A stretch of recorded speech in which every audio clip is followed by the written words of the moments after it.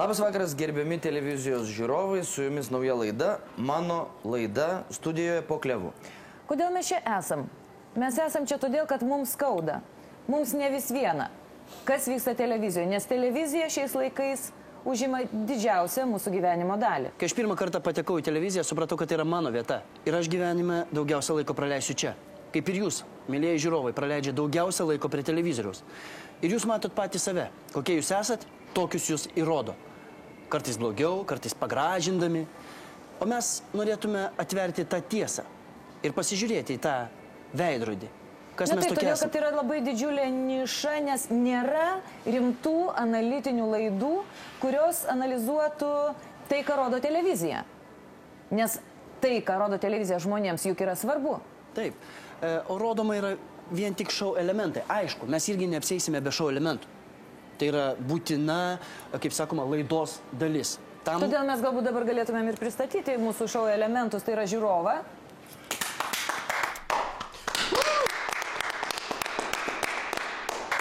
Bei mūsų ansamblį.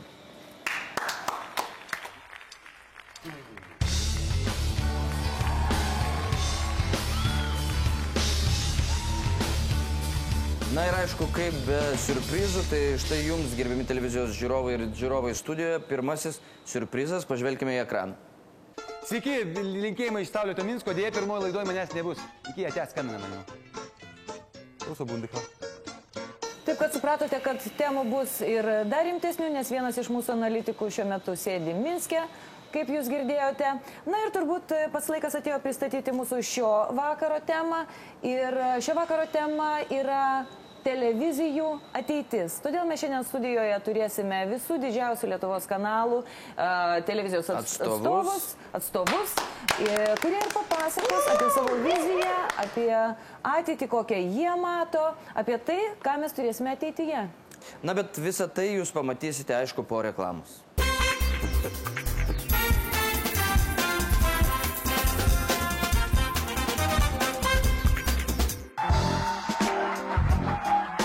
Na ir dabar Dubysos vaikai pasitinka žiūrimiausio Lietuvos kanalo, tai yra didžiausius reitingus Lietuvoje turinčio kanalo, tai yra netiškiausių pripažinto Lietuvos kanalo atstovas Giedrius, kviečiame į studiją. Labas vakaras. Labas. Sveikas. Labas. Kur aš jūs mačiau, a? Na, kažkur. Kažkur matęs, tikrai. Jūsų kanalo ateitis, ar jūsų kanalas turi kažkokių ateities vizijų? Ką jūs planuojate? Daugėja užsakovų, kurie nori rodyti reklamą per mūsų televiziją. O žinot, kad reklama pinigai. O pinigus mes mėgstam. Nes mes visą eterio laiką daugiausia dabar skirsime reklamai. Visas publicistinės laidas, žinias mes sutrumpinsime iki minimumo, nes tai neapsimoka turėti kažkokį ilgą laiko. Ir kartais sudėsime kelias laidas į vieną. Arba jungsime šalia pramoginių. Pramoginės mes paliksime. Bet jūs nepagalvojate apie tą paprastą, tarkim, paprastą žiūrovą, kuriam neįdomios tos pramogos, kažkokių intelektualesnių laidų nesinori? Žinot, dabar žiūrovas, jisaigi nori kom būti. Jis nori būti šokėjų, dainininkų ir kad jis pats turėtų gerą reitingą. O mūsų televizija turi gerą reitingą. Gal turite kažkokios vaizdinės medžiagos atsinešęs, galima būtų pažiūrėti apie jūsų ateities televiziją? Jo, tik tai reklamą uždenkit, nes per jūsų televiziją aš tai nenoriu, čia nieks man nesumokės. Bet kur aš tave mačiau? Trumpai iš Lietuvos. Dar vienas bankas nacionalizuojamas. Panašu, kad žmonės atgaus pinigus, tik neaišku kada, o gal ir niekada. O gali būti, kad tai sukels finansų krizę. Teisėsauga Lietuvoje tampa visiškai nesuvokiamų subjektų, niekas nebesupranta, ar kalta prokuratūra ar ne. Biržų krizė toliau gilėja, Utenoje tuo tarpu atsirado 12 papildomų darbo vietų. Tuo geras žinias iš Lietuvos ir baigsime ir netrukus po reklamos orai.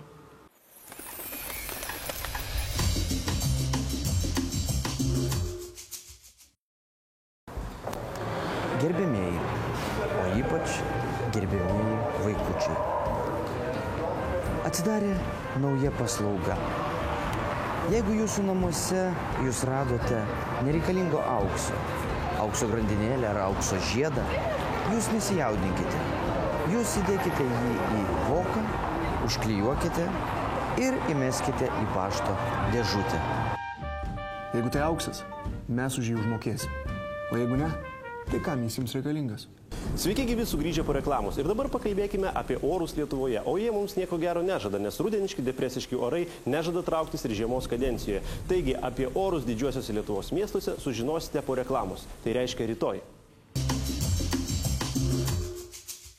Tai yra tiesiog labai gera parduotuvė.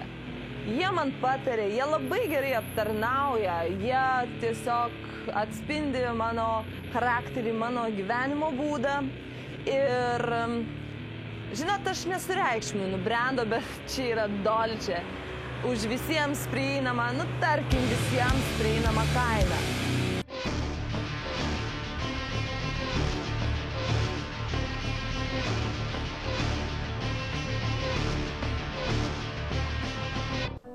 Šiandien neeilinė ir skandalinga tema. Kaip jūs žinote, aš jau jums padėjau įsiaiškinti nusikaltimus, kurie vyksta greitosios medicinos pagalboje. Taipogi įsiaiškinau visus nusikaltimus, kurie vyksta taksi vairuotojų santykiuose su jų klientais. Na, o šiandien mes pradedame tyrimą, po kurio drebės visi mikruškių vairuotojai. Taigi, mikruškių vairuotojai, kreipiuosi į jūs. Drebėkite, bet drebėkite iš karto po reklamos.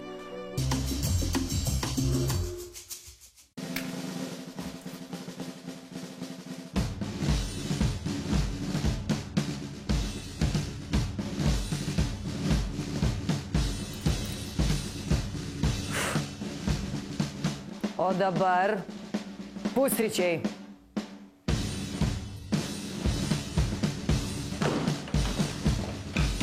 Šiandien ypač aktualus klausimas.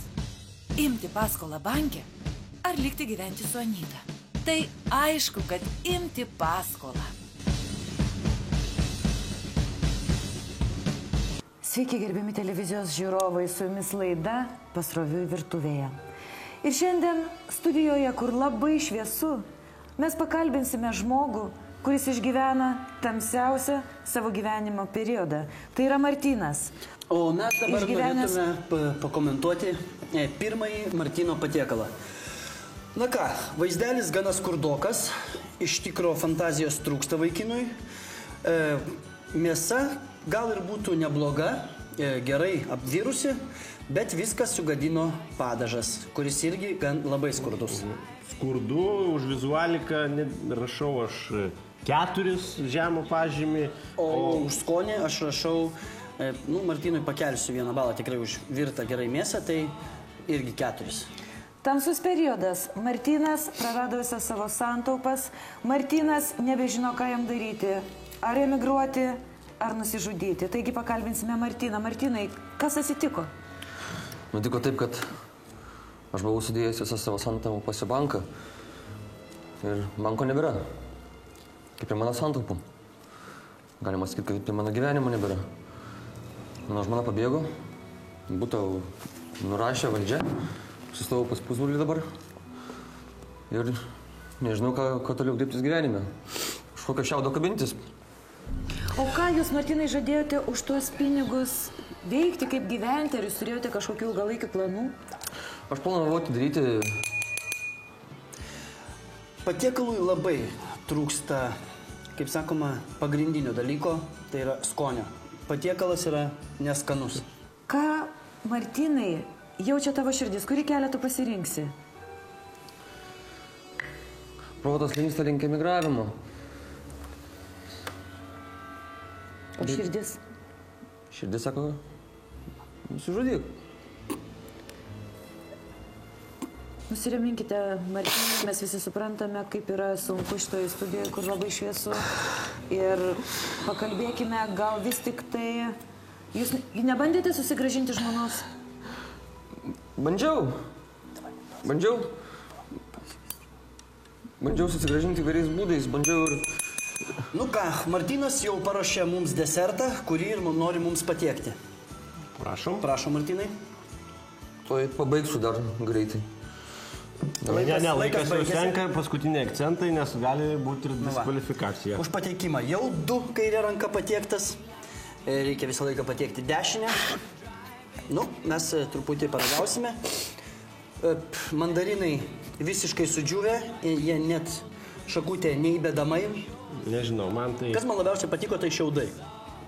Taip, ir lauro lapas, o tarp kitko vienintelis geras daiktas šioje jūsų šiam deserte yra va šitas lauro lapo akcentas. Aš už jį jums pakelsiu balą. Skurdoka. Na kągi, mes išgirdome tikrai labai liūdną Martino istoriją. Lietuvoje, kur tokių istorijų tikrai labai daug. Ir šitoj televizijoje, kurioje šviesu ir mes kalbame ir pasakojame jums apie šias istorijas. Kągi, dabar ilgai jūsų visų laukta reklama. Nu ką, apšalę? Nu. Pas mus bus serialas, įrodomas visas, nepertraukiamas jokios reklamos.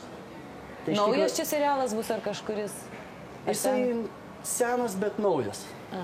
Ir šitas serialas, įsivaizduokit, nebus jokios reklamos. Tai didžiausia prabanga, o prabangą mes galim sau leisti, nes mes esam pirmieji.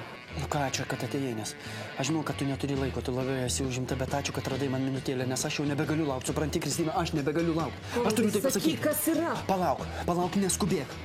Neskubėk, nes šita žinia tikrai gali tave išversti iš koto. Tu sėdi? Sėdi. Martynai, nekalbėk taip su mama.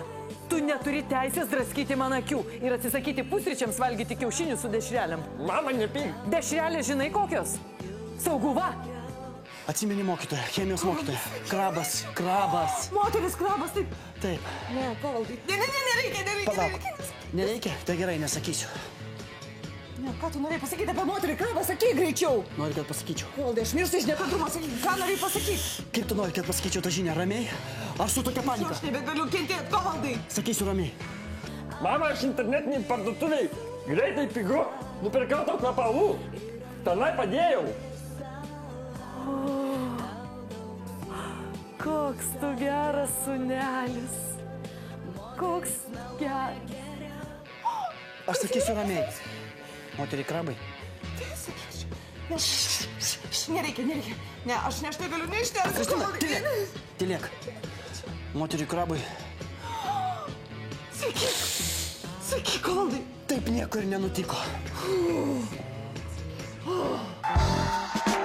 Na, dabar mūsų laidoje antrojo pagal žiūrimumą kanalo Veidas, tai yra Edita, kviečiame į studiją.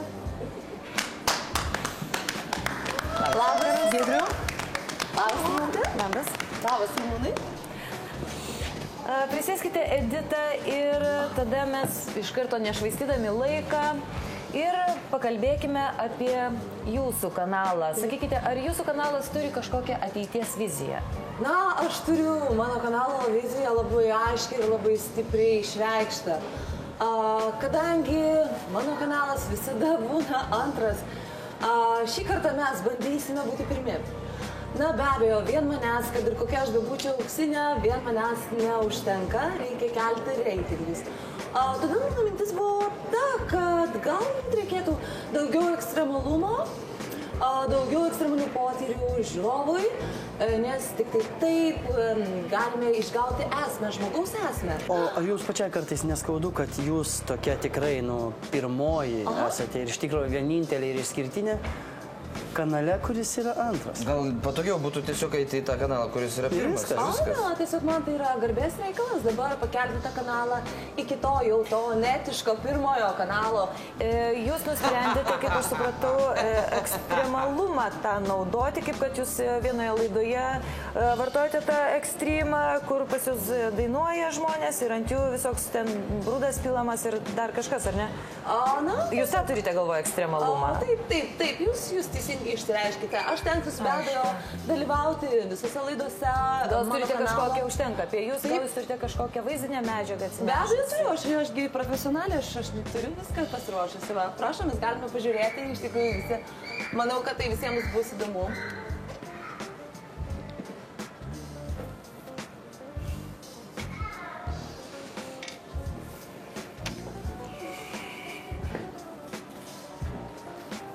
Gražu, kad paėmėte muziką iš Kristijono Vildžiūno filmo Kai aš esu į tave.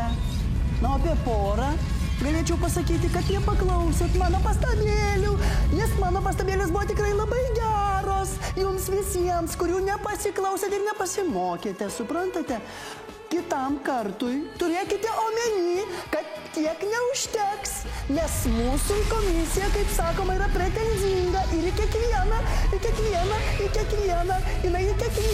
atsižvelgia klaidelę. Taigi, mėly ponai ir ponios, linkiu jums sėkmės. Nes pasadoblis tai yra šokis. Šokis toksai lyg ant sparnų. Šį vakarą aš kalbinsiu Seimo frakcijų narius, pagrindinių 4 Seimo frakcijų narius, kurie pristatys mums savo programą. Taigi, Martynai, ką šį vakarą vėl jūs žadėsite savo būsimiems rinkėjams ir ko vėl eilinį kartą neištesėsite? Na, šį vakarą aš noriu pažadėti visiems, kad žmonės gaus geresnės darbo sąlygas, kils minimalaus atlyginimo dydis, ir žmonės tikrai nebegalvos apie emigraciją, išvažiavimą iš Lietuvos ir labiau rūpintis savo vaikais, nes iš tikrųjų emigracija, išvažiavimą iš Lietuvos šiuo metu mūsų valstybė yra labai itin opi tema. Dėkoju. Taigi, ką jūs darysite, kad protai, Lietuvos šviesieji protai nenutekėtų? Na, iš tikrųjų mes galvojame labiau orientuotis į literatūrinę medžiagą, kad labiau per literatūrą eiti, taip sakant, kad žmonės daugiau skaitytų Biliūno, Krėvės, Mickevičiaus, Gogolio galvojame labiau skleisti. Vis tiek žmonės, jie paskaitė lietuvišką literatūrą, gal labiau prisimint savo lietuviškas šaknis, gal labiau pamils tėvynę. Dėkoju. Ačiū už jūsų nuomonę. O dabar pakalbinsime kitą Seimo narį, Balį. Ką jūs turite paruošę savo naujoje programoje? Na, labas vakaras pirmiausia visiems. Aš noriu grįžti prie Martyno užčiuoptos temos, tai yra emigracija. Ir mes savo programoje sieksime, kad žmonės suprastų tą problemą, nes tyrimais yra nustatyta, kad net per šį mėnesį medikų yra didžiulis rautas medikų, jie išsiėmė pažymėjimus, tarptautinius sertifikatus, kurie skirti yra užsienio rinkai, užsieniui. Ir tai reiškia, kad net ir medikai, mūsų šviesiausi protai taip pat Visą tai mes Balį žinome, tačiau ką jūs darysite, kad universitetinis jaunimas neišvažiuotų, kad mes dar turėtume žmonių, kurie mus gydys? Kas liečia mūsų akademinį jaunimą, tai yra ruošiama nauja programa. Bus daug dėmesio skiriama sveikatingumo kultūrai. Tai yra mankštos pradžioje dar, kad sveikame kūne sveika siela būtų. Mes į tą atsižvelgsime ir grįšime. Tai, kad aš manau, kad tikrai jums bus verta balsuoti už mūsų partiją. Labai dėkoju, Balį. Ir dabar pakalbinsime mūsų Rimantę, Seimo frakcijos atstovę, kuri pristatys be abejo savo naują ir neįtikėtinai patrauklią programą. Prašom, Rimante. Aš tai norėčiau pasakyti, kad man visų pirma labai atsibodo to šnekos apie emigraciją ir noriu pasakyti, kad visais laikais nuo 19 amžiaus lietuviai emigruodavo ir niekada nebuvo taip, kad mūsų ta tauta jau labai stipriai nuo to nukentėjo. Todėl aš manyčiau, kad galvokime apie tėvynę, galvokime apie tai, ką mes jai galime duoti, o ne tai, ką mes galime nueiti į Akropolį ir nusipirkti. Todėl manyčiau, kad yra labai svarbu žmonėms sugrįžti prie ištakų, prisiminti, kad esame lietuviai ir prisiminti, kad tėvynę mes turime mylėti ir stengtis dėl jos, nepaisant nieko. Labai dėkojame Rimantai. Labai dėkojame ir dabar pakalbinsime paskutinį frakcijos atstovą Giedriuką. Ką jūs galite pasakyti apie savo veiklos programą?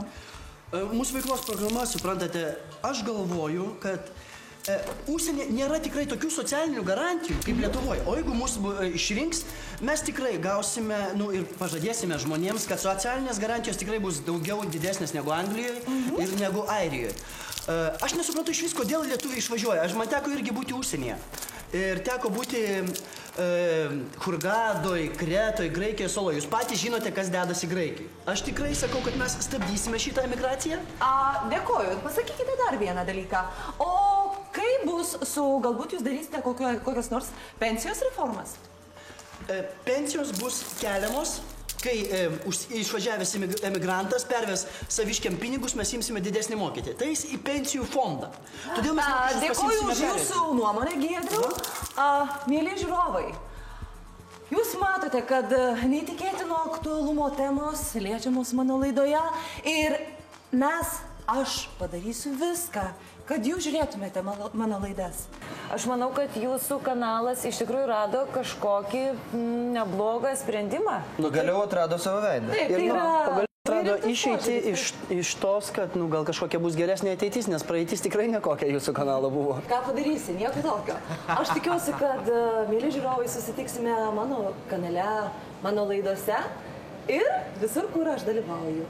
Dėkojame Editai, ačiū labai, linkime jūsų kanalui sėkmės, šviesios ateities. Ir jums taip pat. Gerų reitingų.